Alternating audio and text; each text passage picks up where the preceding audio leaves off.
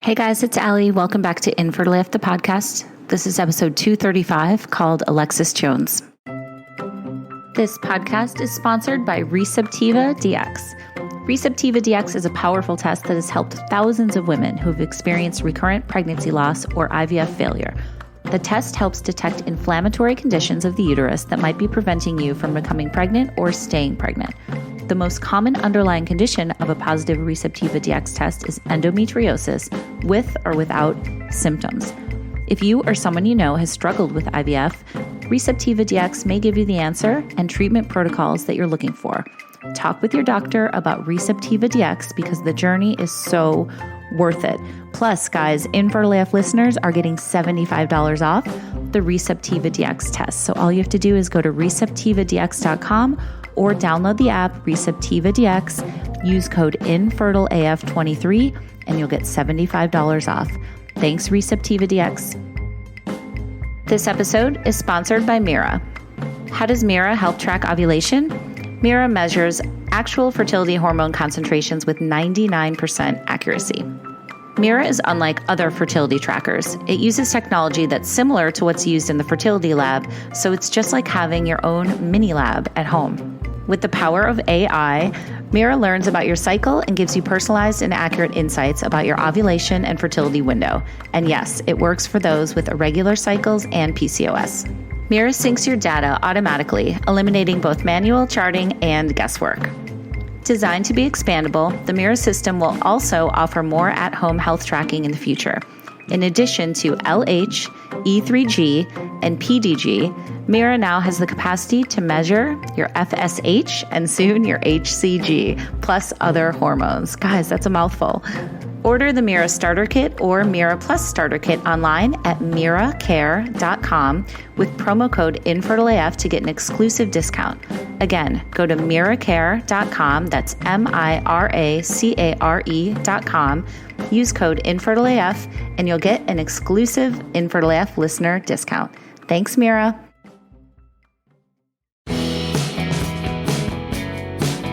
Well, hello there. I'm Lauren. Hey, I'm Lauren's co-host, Michelle. And together we're the hosts of Cozy Conversations with the Sister Project, our lifestyle and pop culture podcast. We're sisters from the Midwest who have an affinity for the cozy life and newsworthy items we really think you should know about, all ranging in topics from wellness to pop culture. And just as sisters do, we share everything from our Trader Joe's must-haves to all of our favorite skincare. And beyond that, everything we are reading, watching, and listening to, which happens to be my favorite segment of the show. You know, tuning into our podcast is kind of like hanging out with two sisters you never knew you needed or wanted. And can I just say we are two seriously fun sisters? This is true.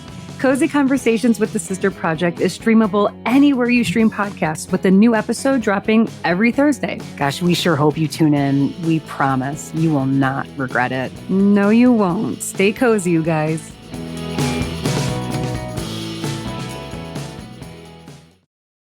Okay, before we get started, guys, I just wanted to remind you about Fertility Rally. If you're looking for a safe place to land, it's the place I wish I had when I was going through all this shit. It is a community. We have curated events. We have 4 to 5 support groups per week virtually. You can come to any or all of them. We have 3 private Facebook groups. We have a community of 500 plus badass women and some guys too, because we have a Rally Guys group, support group once a month, all over the country. Anyway, everybody is welcome no matter where you're at in your journey. Just wanted to let you guys know that it's available. We are open now.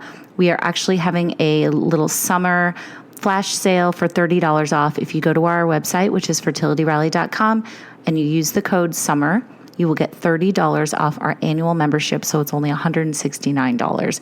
There's also a monthly option too. So hit me up if you guys have any questions, but I just want you to know it's available for you. Everybody is welcome. Please come check us out. We'd love to have you. All right. And now for today's guest. So Alexis Jones, I had the greatest time talking to her. She's a new mom. She's a speaker. She's an activist. She's a New York Times bestselling author. And today she's going to tell us all about her infertility journey. So we cover so much, including 5 frustrated years of unexplained infertility, going through IVF, a heartbreaking miscarriage, going through an egg donor, an embryo transfer, what happened when she finally did get pregnant, and so much more. So Alexis has also written this incredible memoir called Joy Hunter that I want you guys to all check out. So she's just really cool, and I had a great time talking to her. Without further ado, this is Alexis's infertility story.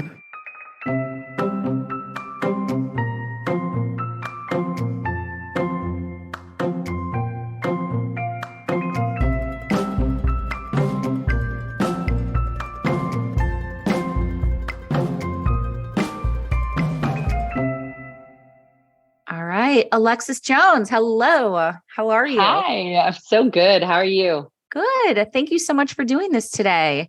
Of so course. I always start with this question, which is, did you always want to be a mom? I didn't know. And which actually felt like more stressful. I always envied like women who like always knew they wanted to be a mom. And I equally envied women who like knew with absolute certainty that they didn't want to be a mom. And I feel like the majority of my life, I was like constantly vacillating. I'm like, yeah, no, I think so. I mean, but I don't know, maybe not, but I love my career, but that would be really meaningful. So I think I was just like constantly teetering on the fence and felt like something was broken in me that I didn't have like a clear answer either way. Yeah, I was similar. I think I felt like it would always kind of be part of my story, but I wasn't like super strongly going towards either way.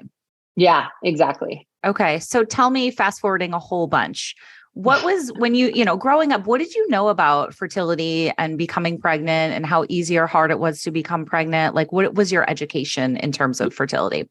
My education was none.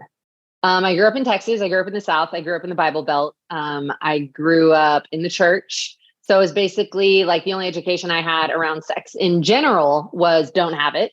And then my mom had actually gotten pregnant really young when she was 16.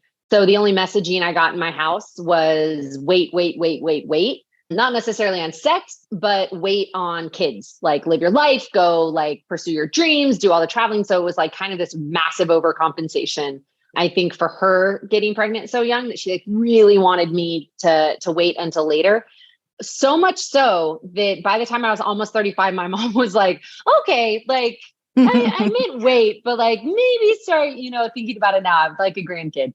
Right. And then honestly, at that point, and I was 34, turning 35, and my husband and I had been married for a couple of years. And I actually hired a doula because I was so shameful isn't the right word, but like maybe embarrassed that like I had like no concept. Like I knew that we like ovulated, but like, and I was peeing on ovulation strips. Right. But like, I didn't know how like any of like it actually worked. Totally. And I actually reached out to a handful of my girlfriends. And we were all kind of in a similar boat. And I was like, out of curiosity, like, do y'all know a lot about the like getting pregnant, like all that? Anyway, I hired this doula and like, no joke, she did like a private, like 3-hour workshop with me and like middle 30-year-old women to like tell us things. And like, like in the first 10 minutes, we were like, oh my, she like had workshops and was like, here, identify all the parts of the vagina. And we were like looking at each other's sheets being like, how do we not like know? That's so brilliant that you did that. Things? Yeah.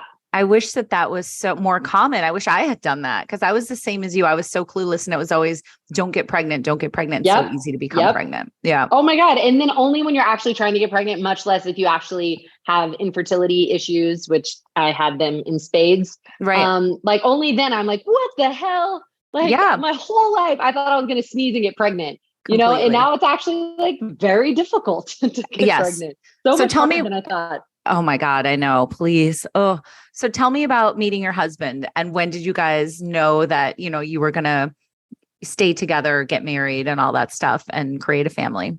Yeah, it's kind of a funny backstory. I was actually friends with his older brother. His older brother and I were in the same grade and my husband was 1 grade younger. And I would go over to their house all the time when I was in 4th grade. So I've actually like known the Buckmans forever. His older brother, Ben, my husband's name is Brad, a lot of B's. And Ben was my first kiss in 5th grade, 4th or 5th grade. And we were playing Spin the Bottle, really serious game of Spin the Bottle. And needless to say, I grew up with my husband since obviously elementary school. So we went to elementary school, we went to middle school, and we went to high school together. Okay. And he was our star basketball player. I joke that I think he was 6'9" when we were like 16. Uh-huh. But we never dated growing up. He was Okay. super shy. Uh-huh. And so he got out like 3 words to me ever, like Oh our my entire God. high school career. Like he would walk up and be like, "Hey, Alexis, so how are you? Okay, cool, whatever." And then he would like Basketball. totally like fumble and then like walk away. And as like an older girl in high school, in like 1 year, I mean, is like, you feel like you're in a different stratosphere. Oh, totally. You're And, like, oh my God, why is he talking to me? Why is Go this younger back and boy talking to me? yeah, go on the basketball court, like stay in your lane. Yeah. And so we never dated growing up. And then eventually he played basketball at University of Texas, and then he played professionally for 9 years. And I came home, I did my undergrad and master's at USC. So I went out to LA. So we didn't see each other for years, for almost a decade. Oh, and wow. then I came back home to our hometown of Austin, and he was off season. So we ran into each other in a local bar, and we started chatting up, and he was like telling me all these like hilarious stories about us growing up in middle school. And then he asked me out, and I was like, yeah, no, that'd be great. And on our first date, like 10 minutes in, he was like, "I'm not even going to play it cool." And I was like, okay. And he was like, I have a confession. He was like, "I've been in love with you since I was 10. Oh my God, And of course. it was a really sweet moment. That's so, I just got the chills. Yeah. I was like, listen, buddy, if that's a line, it just worked. You totally. Yeah. So we always joke that it was like game on. I mean, really, we were like, it was, for me, it felt so different, even in that like first date. Like I have huge dimples, and I was laughing so hard throughout the first date that like my dimples kept cramping. I kept being like, stop it. Like, I can't stop. And it was Dimple like, there cramps. was something, yeah, dimple cramps. There was something that was so different, that felt so different about him, that I was like, oh, I think this guy might be my person. Oh my God. And he was like, "You what?" Did you play spin the bottle on that first date? You're like, he's like, I'm going to get revenge on my brother. Totally, exactly. We did a little more than spin the bottle, but yeah, totally. Yeah, to this day, of course, at our wedding, and he actually made out with my very best friend in high school. So we joked that my maid of honor and his, best man, his brother, that there was like a big joke at our wedding, that they're like, "Oh, it's not the first Buckman she's kissed." And right. Oh, that's amazing. There's a whole thing about it. But. Oh my gosh. That's great. So tell me what happened when you guys started to try to have babies. Yeah, so we reconnected later in life, reconnected when I was like 28, 29, didn't get married till I was 32. So, isn't it funny that like when I was younger, I had this like whole vision in my head. I was like, obviously I'm going to like meet my person. Mm-hmm. We're going to get married at 25. Then, I'm going to want time with them. So then, we won't start babies until 28.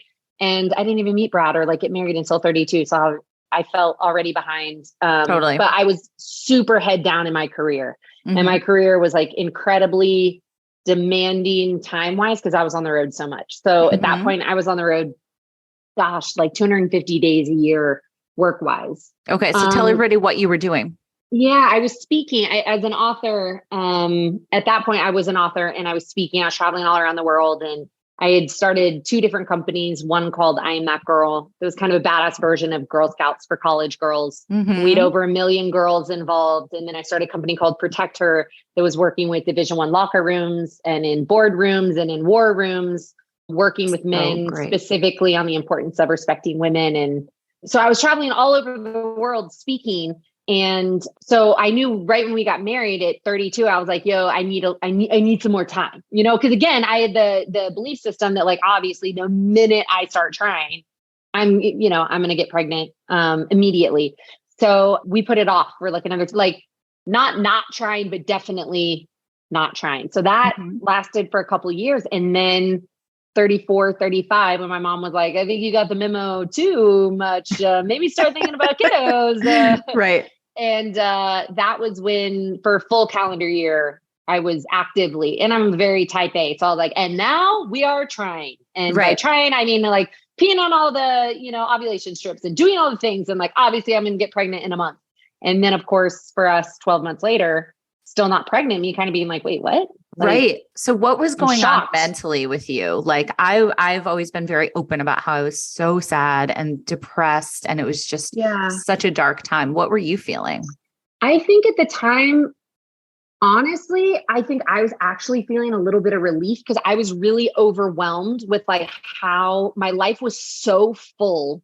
I had no idea how I was going to like add this new layer of like motherhood and child into, at the time, now I can look back and say, was like an incredibly unhealthy, like imbalanced work life situation. So I think every month I was like, oh dang, but kind of relieved. And at the same time, I'm super goal oriented. So there was real disappointment of like, I'm trying to do this thing and this thing isn't working. And I think as an entrepreneur, like the mentality of like building things from nothing gives a false sense of control. And so I was like, well, there's this thing that I'm trying to, it was a very like complicated, and I want to like speak to like the complicated nuances of like emotions that are seemingly opposing that are coexisting. So like on one hand, I'm like kind of relieved because I'm like, how am I possibly going to have a baby and add that to my like 250 day, schedule? And at the same time, I'm like, what the hell? Like, I'm really good at like making shit happen and this isn't happening. Right. So it was a combination of like, what? Yeah. Disappointment and relief. I think it's so important too, to note that, like you said, so many of us are so used to like, if you work hard at something and check all the boxes and do all the shit, it's going to pan out. You're going to get what you want. Hard work will get you there. And this is not one of those areas where you can do all the things and it still doesn't work out. And that was so hard for me to wrap my brain around, because I was like, I feel like I'm studying as hard as I can for a final and still getting an F, like, it's just like, what the actual fuck?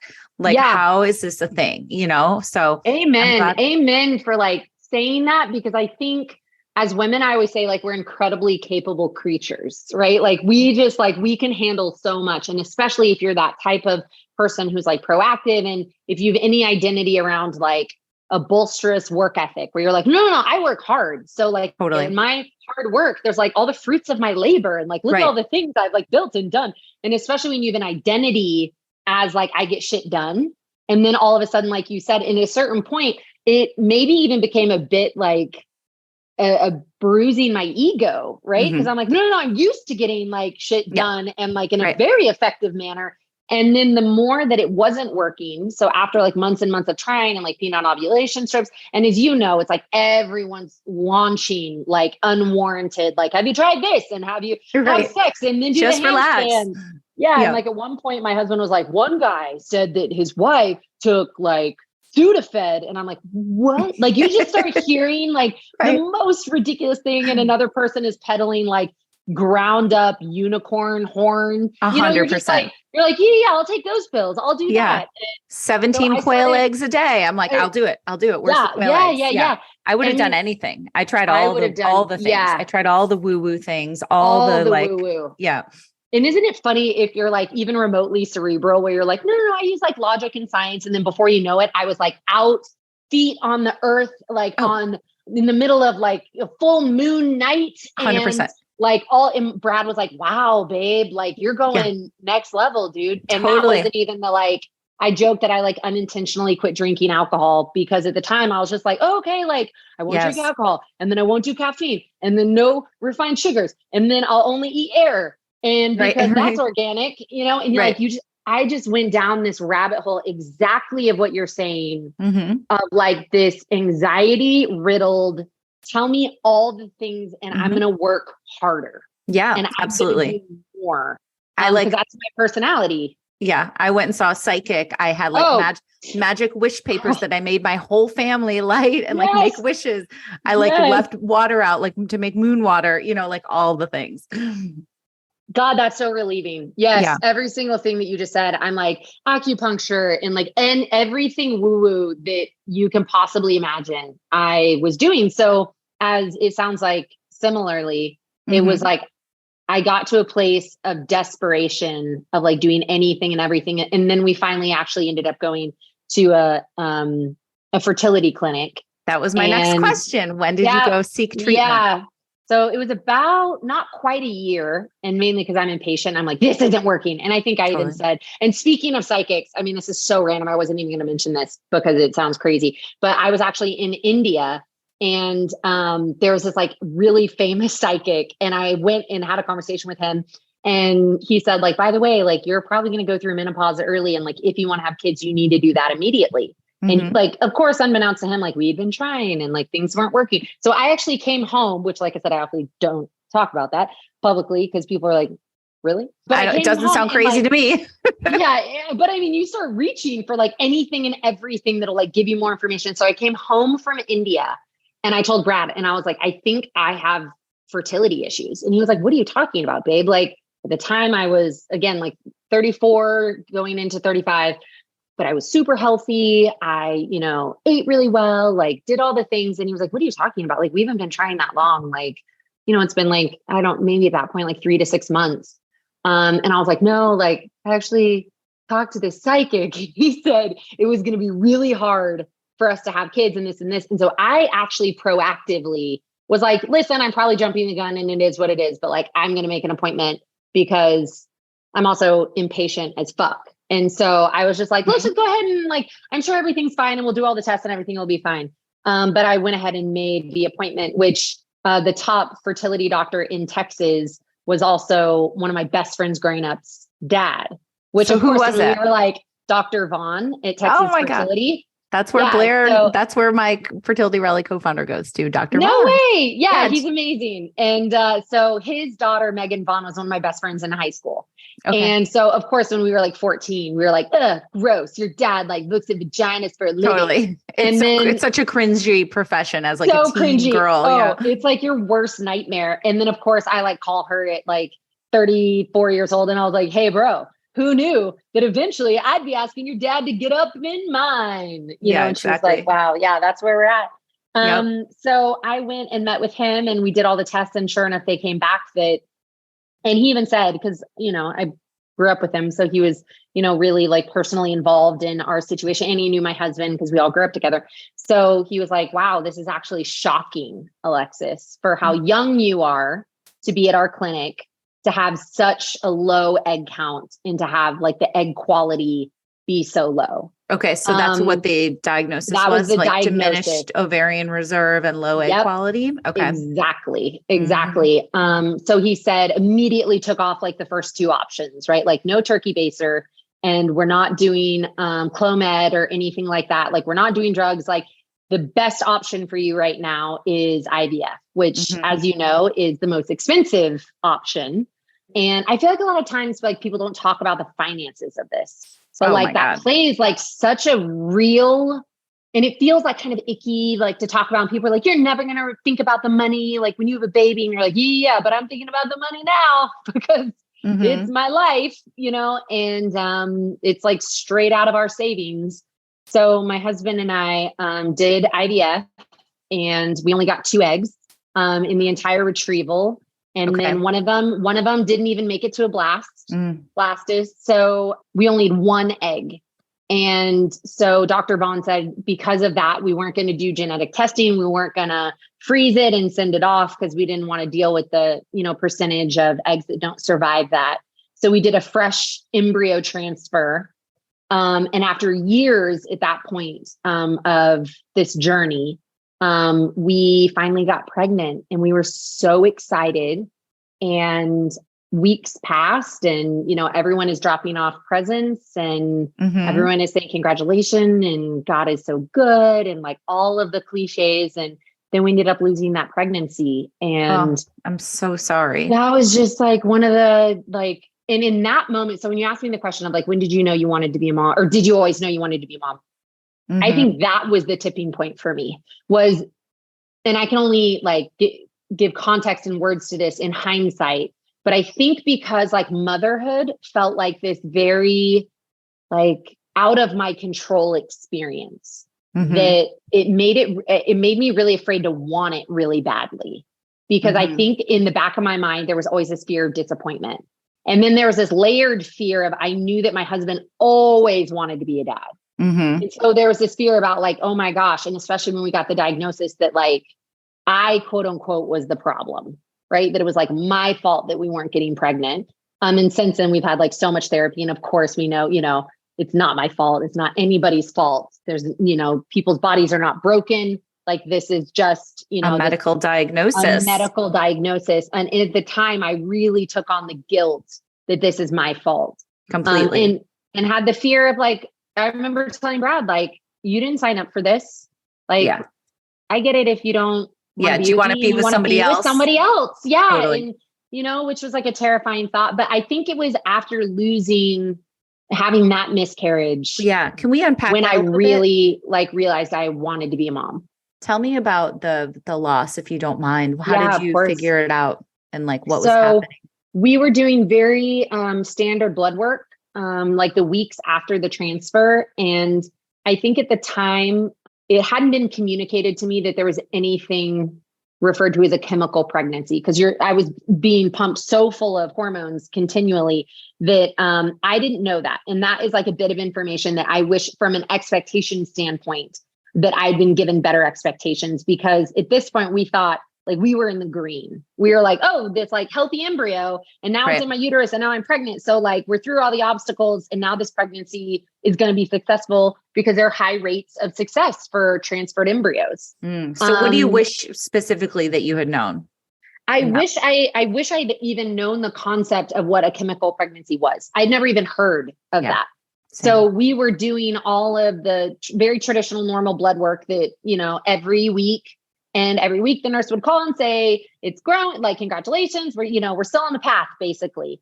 And then we were actually looking at a house. So we were with a real estate agent, and our nurse was calling. It was very, like, oh, 1 second, let me step out. Like, she's telling us that we're like, everything's great. And I stepped out, and it is something I appreciate. Like, talk about like ripping off the Band-Aid. She called and she said, Alexis, I'm so sorry.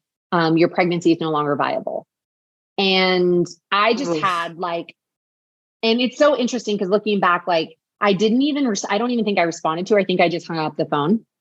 And obviously this real estate agent and my husband are inside of the house. And I always say that like, I think that Brad felt the atomic blast inside of me, because he looked at me through the window and we didn't exchange a single word. And I walked out the back fence because I didn't even like want to walk back through the house. And like, because we were looking at this house because we're like, oh my God, our family's growing. Like, we need a bigger house. And I walked to the car, and Brad immediately like wrapped up like he just knew. Like, and again, it's interesting how like in partnership, and Brad's my best friend in the entire world, how he could just sense the loss. Yeah. And so he clearly wrapped up the meeting, met me in the car, and we did not say a single word as we drove home. And then when we got back home, it was all the things. It was, the screaming, the crying, the like snot, the mixed with mascara, mixed with like flinging fists, that was a real, the best way I can describe it is it felt like an apocalypse inside of me. Yeah. And I think that in losing like this dream that was now like quite literally forming inside of me. And I'd finally let myself be really excited about being a mom. And about like 2 weeks before that, I'd like kind of confessed to Brad that I was like, I think I was like playing tough all this time. And like, I kept saying like, yeah, but you're the one who wants the baby. Like, I'm doing this for you. Like, right. And I said, and I think the truth is like, I've actually never wanted anything so much in my whole life. Oh my God. 100%. I can so relate to that. Like, that was like when it really dawned on me. And like, I like talk about this in my book, but like I had these little unicorn slippers next to my on my nightstand that my mom had given me. And like every morning I would like wake up and touch them. It was like this little token of just like, oh my gosh, this is happening, And after our miscarriage, I remember one morning I woke up, and it's almost like I woke up and I forgot our loss, just because I was like in the middle of that like hazy, just waking up, and I went to touch the unicorn slippers because I'd gotten in such a habit. And I just remember like the cold, hard truth of it all rushing back to me I think it's like for anyone who's ever lost anything, right? Like lost a dream, lost a significant person that they loved, lost a pregnancy. Like, I think it's that like human loss of like longing for something that is no longer. And I just remember like grabbing the unicorn slippers and like throwing them across the room. Yeah. And I was in that really dark place. And I think a lot of times we like glide over these heartbreaks and these face plants, and we don't really pay them appropriate homage, you know? And I think especially for people who are in the midst of that it's like dangerous to glaze over anything. And so I always say, like, I was in that place for months where like getting out of bed was hard. Like if I like getting out of bed felt like a success that day. Because I was sometimes even so intensely. That's what we talk about in our fertility rally groups too. Sometimes is like, you got out of bed today. You're good. You know, let's celebrate that win, because sometimes you are in that place where doing anything beyond that is just too daunting and heartbreaking. And, you know, you mentioned, you know, the loss of a dream. It's like, that's why I always advocate and say that, like, the loss of a chemical pregnancy or a later miscarriage or, you know, like, it doesn't matter what point, even if it's an embryo that didn't thaw or you didn't get any healthy embryos, like, those are all losses. So I want to acknowledge that for everybody, that like, it is the loss of a dream. It's the loss of how you thought your life was going to go. And, you know, that's sometimes I feel like people are like, oh, at least it was early. And it's like, fuck that. I'm so heartbroken. I'm on the floor right now. You know? Yeah, absolutely.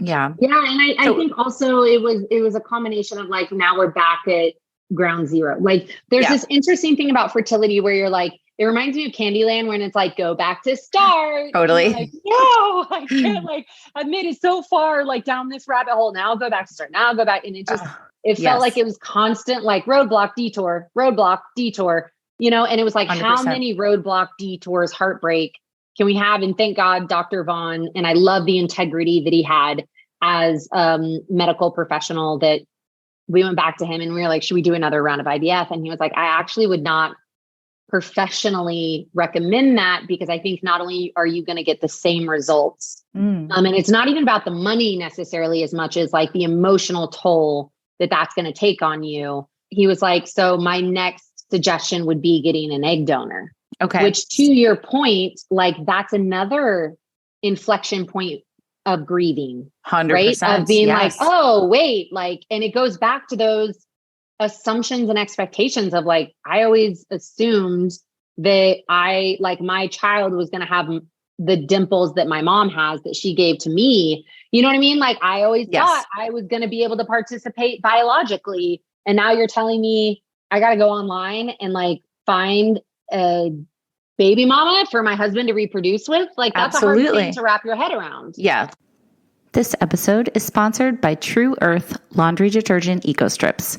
True Earth's mission is to help reduce the billions of plastic household containers that end up in our landfills and oceans every year. They currently have household products to make your chores easier in the laundry room, the kitchen, and the bathroom. So a few weeks ago, guys, I got True Earth Laundry Detergent Eco Strips in the mail, and I got the fresh linen scented and the fragrance free. And on my next 2 loads of laundry, I used one of each kind. Okay, so I'm not exaggerating when I say that I am obsessed. These True Earth strips are smaller than the size of your hand, and all you do is take one out of the package, toss it in the machine with your clothes, and it makes everything come out fresh and clean and soft. They're so easy to use, and I honestly don't think I'll ever turn back to like a big jug laundry detergent again. Let's talk about the packaging. It comes in a super compact recyclable paper envelope, and each one contains enough for 35 loads. To see the True Earth package sitting next to my giant plastic jug made me never ever want to use anything but True Earth again. Think of the impact it has on the environment, and if people weren't using all of that plastic. I know that so many of you are into clean and toxin-free household products, so please know that True Earth is paraben-free, phosphate-free, free of added dyes, free of chlorine bleach, vegan, no animal testing, hypoallergenic, and readily biodegradable. It's also really travel friendly. I could go on and on. So here's the best part. You can try True Earth today at true.earth/infertileaf and use code infertileaf to get 12% off your order.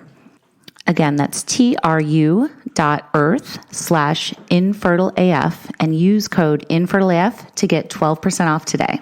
Thanks, True Earth. Grieving the loss of your genetics is also a really, really big loss. And, you know, some people, it takes a while to get there. Some people decide they don't want to go down that road, you know? So tell me about the conversations, I'm sure there were tough conversations that you and Brad had about, going down that road. Like, can you recall some of the things you guys went through? I think that I was always open to like all options. So for me, I was like, okay, at that point, knowing that was my moment of certainty of knowing I wanted to be a mom. So I definitely had that in my back pocket. And I think having a really profound why of knowing that I wanted this thing. And then I like opened up, I was like the menu of like, do we adopt? Do we foster? Do we do an egg donor? Do we do like, I was open to everything. And at the time, my husband was like, okay, let's try egg donorship. But to your point, it is really interesting in partnership how you're like, you're not always on the same page, and some people feel stronger about something else than other people. And so, it was during COVID. And so I would joke with all my single girlfriends because I have a wicked inappropriate sense of humor. And I find like dark humor is like necessary for me in these moments when things are really hard.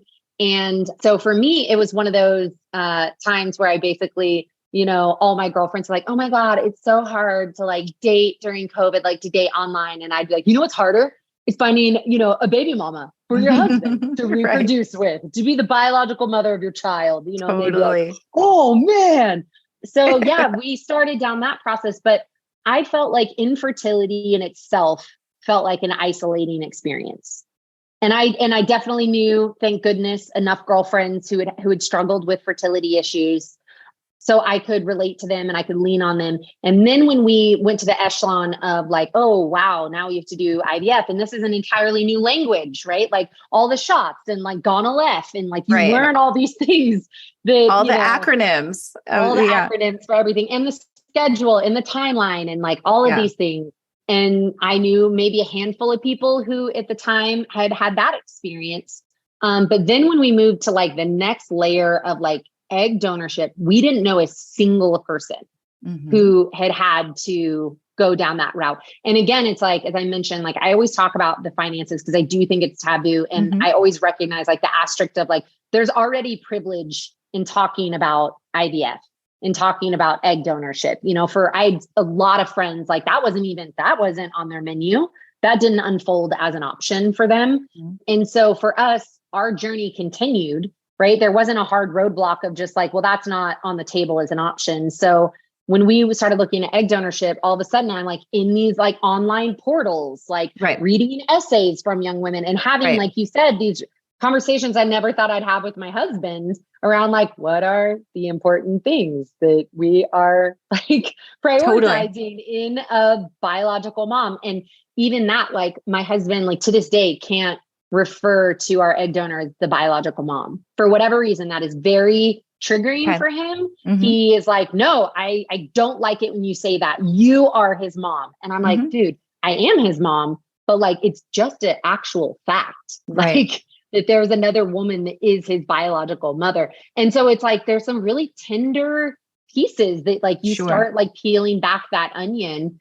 And I ended up finding a young woman and with the agency and even that, I was like, we like Googled like egg donor, like how do you find, a young woman who's willing to, like sell her eggs to you? That felt so foreign.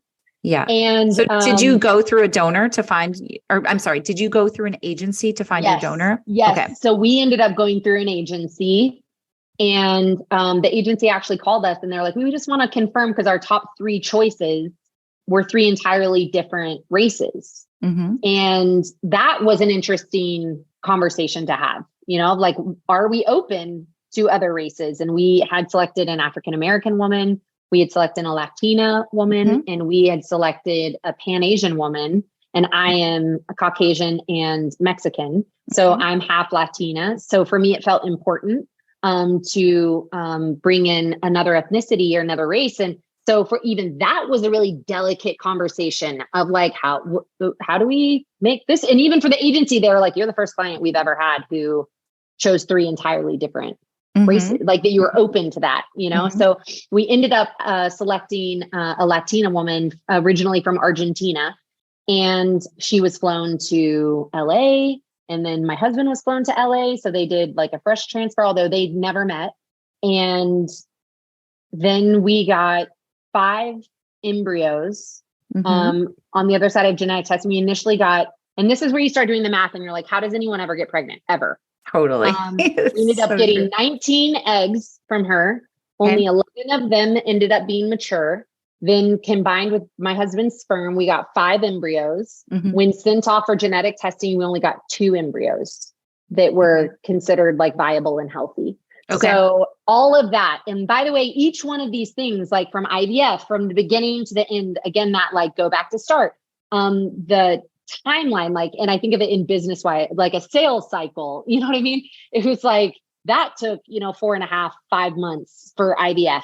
And then an egg donor, that took over 9 months from the time that we like first made the decision to do it, to finding her, to doing all the legal, like contractual work, which like that takes, 2 months, and then, starting all the basically IVF for her, and then the egg retrieval, like all these things I've just like, I never could have imagined what like long timelines each of these things had. Exactly. So then we only had 2 embryos, which like truthfully, again, really disappointed. Like we always thought we were going to have a bigger family. And now we're told we only have 2 embryos. And of course, we're not guaranteed that any of those embryos take. And I was having a lot of complications with the hormones that they were giving me every time they tried to prep my body for the transfer. Right. What was going on? So I was getting cysts.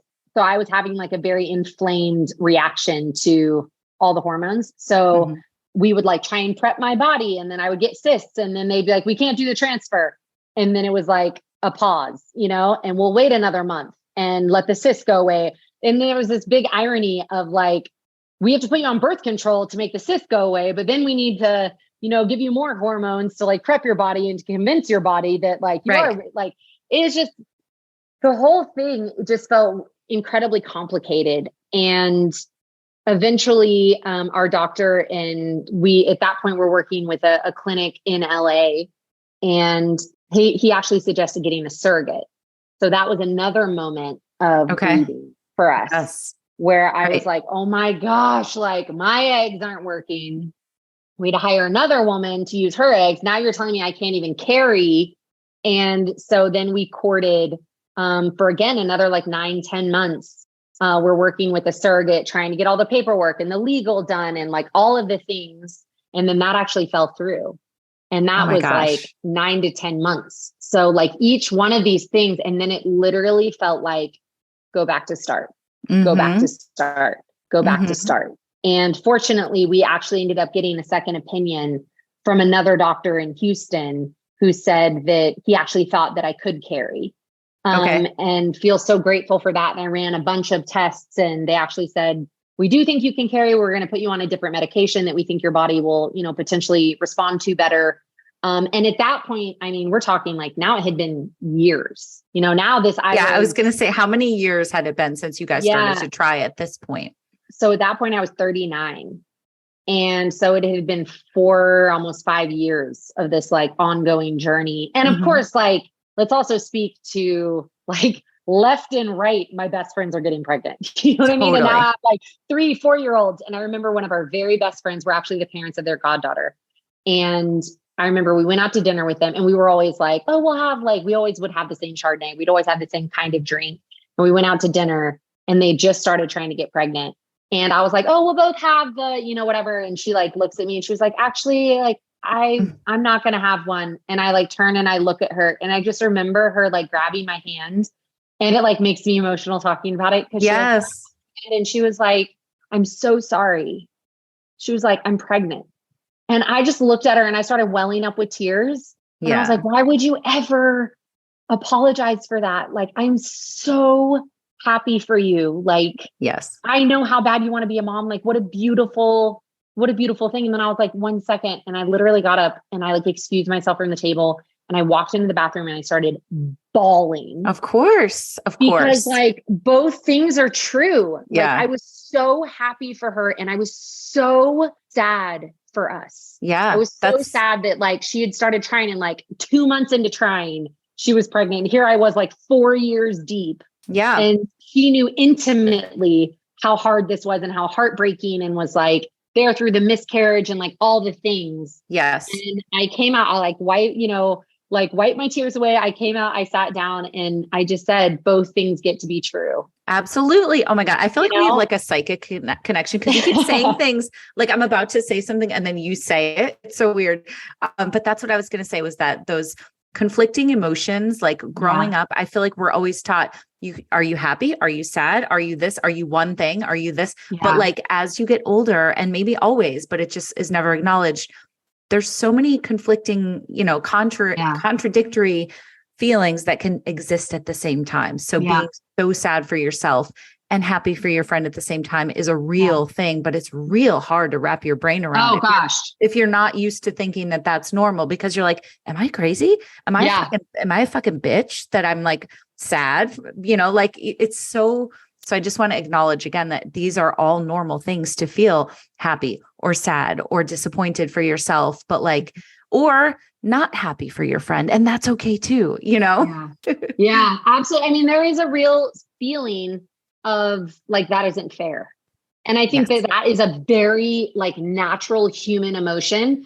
And even at the time, like my little sister got pregnant before me, and I was like, that's okay. Like, good, good for her. And then she like popped out her second, and we were still trying. And I was like, wow, okay. I mean, that's cool. And then when I found out she was like pregnant with her third, and we hadn't gotten pregnant, I was like, I mean, can you give it to me? Like, you already have two. You know what I mean? Like, totally. You have 3 toys and I have no toys. Can I just have one of your toys? Mm-hmm. And it's like, that emotion is so human to be like, what the fuck? Why is this working for everyone else? And like, this is so hard for me and so hard for, my husband and I. And so I'm always like, exactly what you said. I'm like, for anyone listening, like whatever your feelings are, they are so like righteous and valid, and it is okay to feel all the feelings. And there were moments where like, I could totally like soldier up and go to baby showers. And there were sometimes even close friends. And by the way, your close friends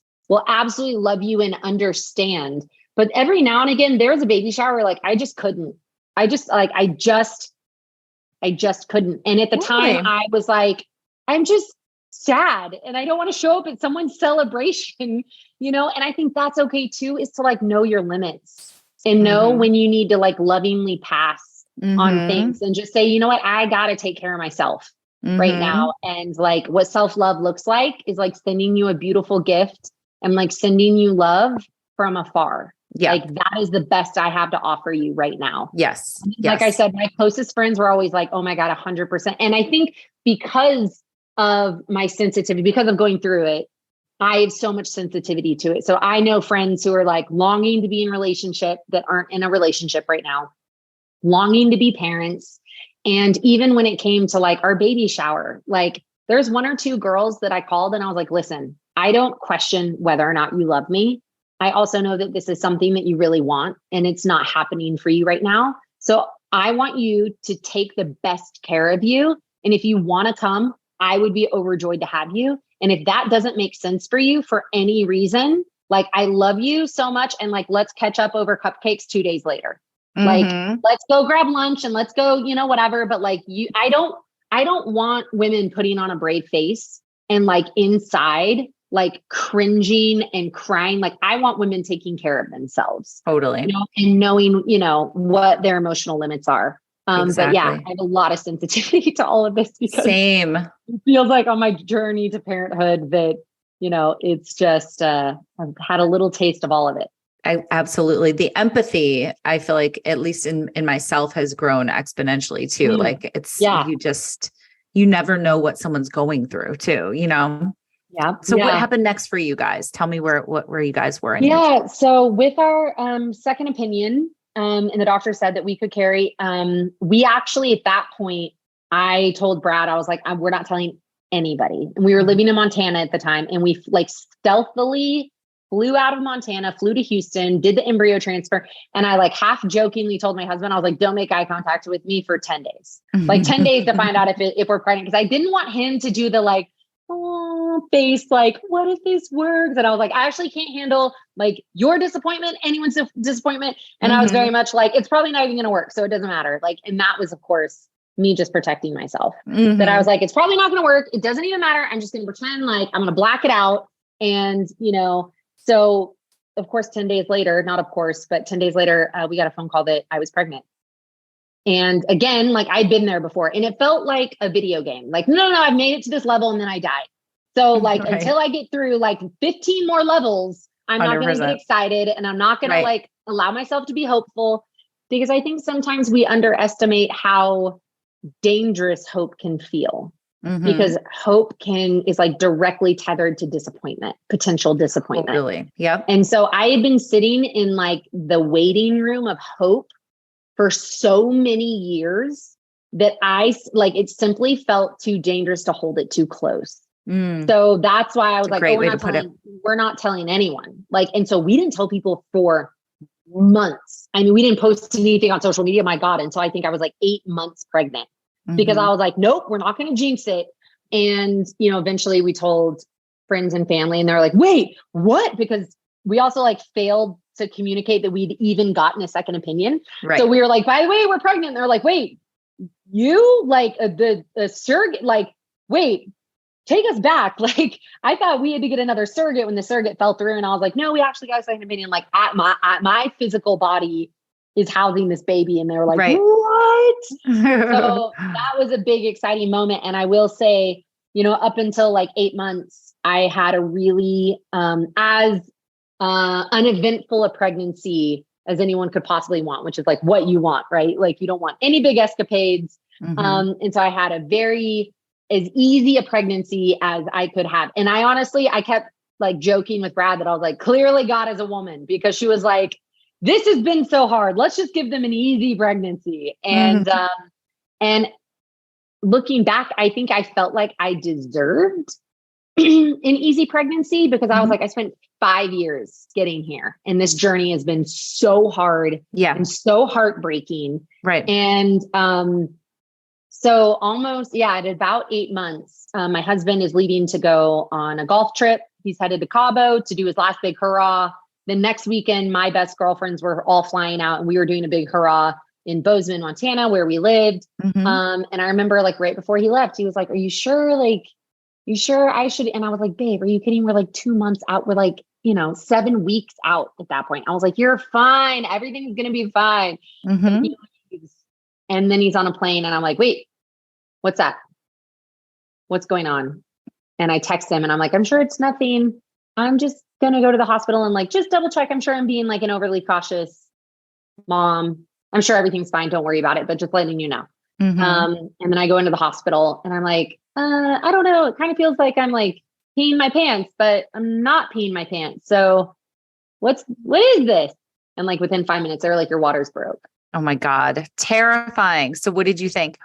And I was like, wait, no. Like what are you like, my mom's not here, which like my mom was going to fly out for like 2 months and like help us with the baby. And she's my best friend in the whole world. And I was like, no, my mom's not here. And my husband's on a plane, like 10,000 feet in the air headed to Cabo.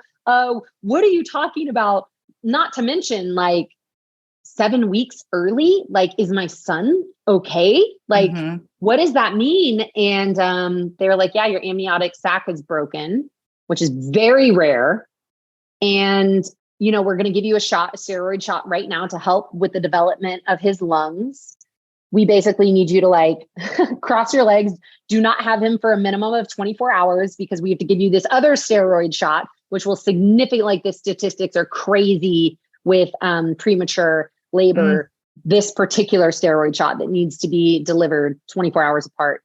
And I immediately text Brad and I said, call me as soon as you land. Oh God. And so he lands and he's like, hey babe, is everything okay? And I was like, no, my water broke. And he's like, what?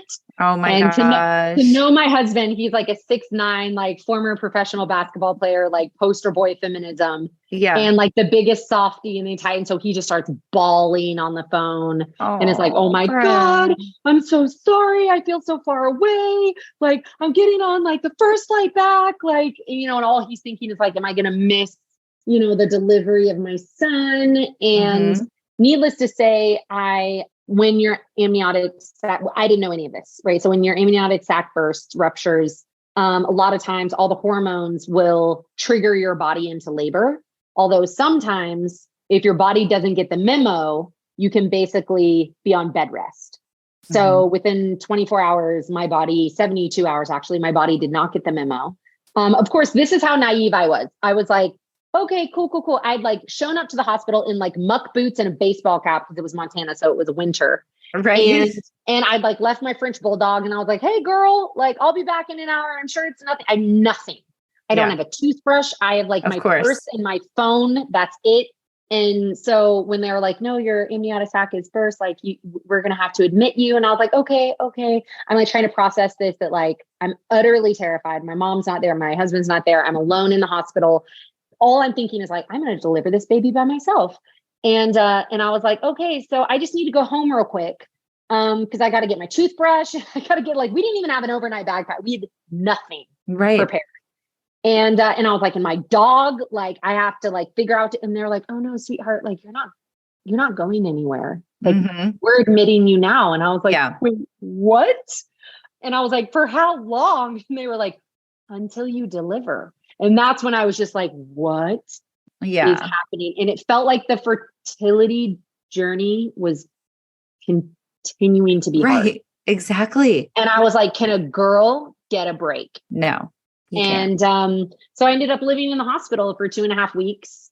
And they eventually induced me because there was a constant threat of infection, of course. And then I labored for 30 hours unmedicated until the doctor finally called it. And we did an emergency C-section. Bridger came into this world and they told me that if he was okay, we wouldn't know like how his lungs were. But if he were okay, that we'd get to do skin on skin. And if he wasn't okay, of course, they would whisk him away. He was born and like the OR was like, I think 15 people were in the OR. It was the NICU specialist. It was the respiratory specialist because we knew because he was at that point born 5 weeks early that he would have lung development issues. Of course, the anesthesiologist and the surgeons. And so it was like a packed house. It was like a party. And so they pull him out. And at this point, I also know every doctor and nurse on staff because I've been living in the hospital for weeks. Exactly. And they're like, this poor girl, right? Like she's been like, this has been a real doozy. Right. So they pull Bridger out and they say, do you want to see your son? And we look at him and then immediately they whisk him away. So we know that he's not okay. Oh. And I just hear my like 6'9" husband, who's like, 1.5 feet taller than all the doctors.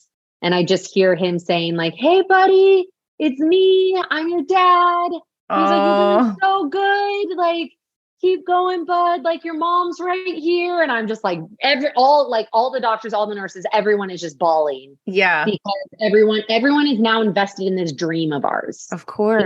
Yes. And so yes, a very dramatic emergency C-section. He actually has to get intubated. He had a hole in his lung. What? And thank God, Dr. Rock was like on staff that day and like absolutely like supported and saved his life. And they intubated him. They gave him the equivalent of like fix-a-flat for lungs, for baby lungs. Oh my gosh. And then he was in the NICU for 2.5 weeks. And then he came home on oxygen for 2.5 weeks. And if I showed you that baby right now, you would not believe, the grand entrance he had into this world. But now he's 5.5 months and he's like big and chubby and beautiful and chunky, as my son would say. Chunky. He's so chunky. And the reason I share all of that is like my fertility journey didn't get easier. It got a lot harder. Right. I've talked to so many people who are like you said, like after going through so much to even get pregnant and have a healthy pregnancy, then the delivery should at least be okay. But right. Yeah. Yeah. That's exactly how I felt. And that's why it doesn't work that way. A sense of like entitlement. I was like, no. I spent 5 years getting to the starting line. Like, can't any of this be easy? And then, early water breaking, emergency C-section and NICU life. And so that's why I say like, and you were talking about empathy and like looking back, I have the depths of my empathy now for the entire experience and journey, not only to becoming a parent, but like ushering a human into the world in whatever form that is, whether that is, biological, whether that is adoption, whether that is fostering, whether that is surrogacy, whether that is egg donorship. Like there's so many ways and so many circuitous routes to becoming a parent. And all of it is so sacred and beautiful. And what I tell everyone is like, for my story is like everything that could possibly go wrong went wrong.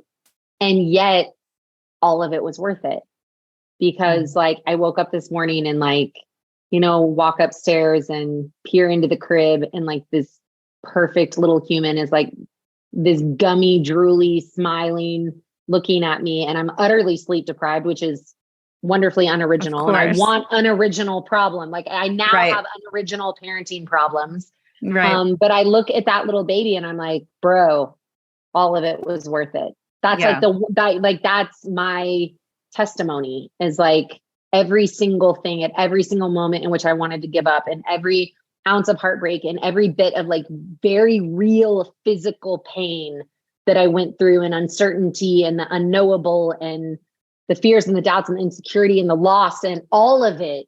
Mm-hmm. My testimony is like, it's worth it. He has been worth it. Mm-hmm. So tell me about Joy Hunter. That's your latest book, right? Yeah, exactly. Joy Hunter was, golly, on the other side of everything that could possibly go wrong all at the same time. My speaking career hit a roadblock, I guess, brick wall rather, in 2020.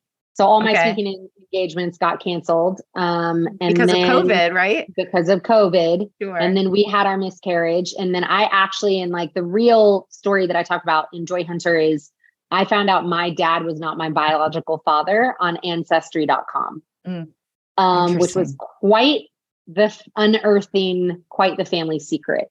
And so I found that out before we would go through all of our fertility issues.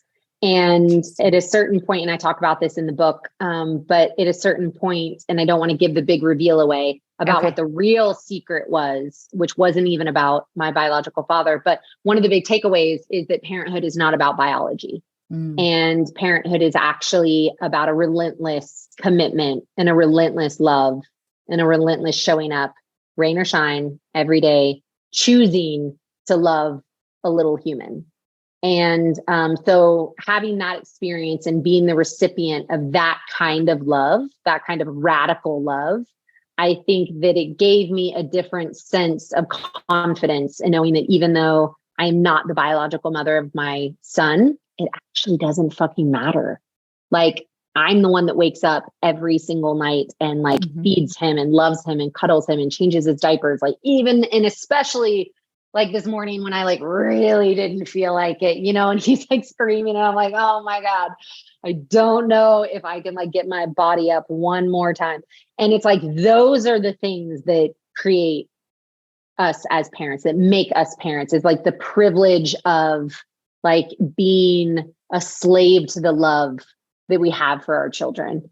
And so Joy Hunter was on the other side of our miscarriage, on the other side of the biological father reveal of my career and my income hitting a brick wall. It felt like everything that could go wrong went wrong all at the same time. So my husband and I hopped in an RV early COVID with our other best friend, who he was going through divorce. So he was heartbroken for other reasons. So he was the third wheel, hops in the RV with us. We go on this epic adventure all across the country, which is what I talk about with joy hunting. And the big theme is that there's always purpose to our pain, and that time is the only revealer of that. And that even in the midst of our darkest moments, of like the hardest times, our greatest heartbreak, that no matter what, like flickers and glimmers of joy exist every single day if we train ourselves to find them.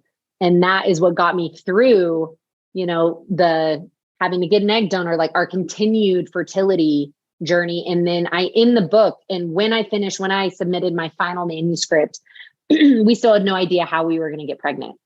Like our journey was still very much like up in the air, and there would be another year plus of heartbreak and disappointment. And so it's really interesting that like I wrote this entire book on like, how can you find joy in the midst of like the face plants and, in the midst of the storms, like before the sun comes out and the rainbow, arrives, like how can we find little bits of joy? And then I had to really I couldn't just talk about it. I had to live that philosophy through the uncertainty of my water breaking for those next 7 weeks, and those 7 weeks plus, NICU life, and plus my son coming home on oxygen and all the cords and monitors and having to navigate that. And so it was like nothing prepared me more for parenthood than having to figure out how to find the perfect moments that exist, even in the hardship of parenthood, the sleep deprivation, all the things. How can I find one perfect moment every day? So that was the entire philosophy of Joy Hunter.